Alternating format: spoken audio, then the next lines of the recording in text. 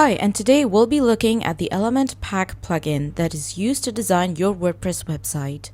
This is a popular add-on for the Elementor page builder in WordPress. It provides a wide range of widgets, templates, and extensions to assist building your website. So you can use it as a web design agency, online store owner, or just for personal use. There are more than 200 widgets to choose from. Some are pro and some are free. By the way, I just observed that they even have separate widgets for cryptocurrency. So if you have a client or if you want to start a website for cryptocurrency, you can save time by using the widgets from Elementor Pack. To start, you need to get the Elementor Pack plugin alongside the Elementor plugin. So click on Add Plugin and type Elementor Pack to install the basic version. You can start making use of the many free features. If you also want to make use of the Pro version, be sure to head over to the main website to get the Pro version. The Elementor Pack plugin can save hours of time. This is all thanks to the template library. There are more than 2,000 assets and templates. If you click on Templates, you will see full web pages ready to be used. But it does not end there. There are even more templates. You can select ready-to-use blocks, headers, and footers instead of a full page. Since there are so many templates, you can decide what you need from the template category. But how do you insert all these designed content? This is where the live copy-paste feature comes in handy. Just choose a full page or any template. I'm going for the full page. And you can see this whole page is ready to be used.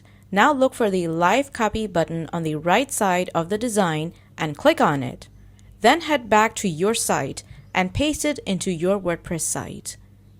From here, you can make your changes without starting from scratch. This time-saving process is the same for templates in the blocks, headers, and footers section. Now let's talk about the widgets.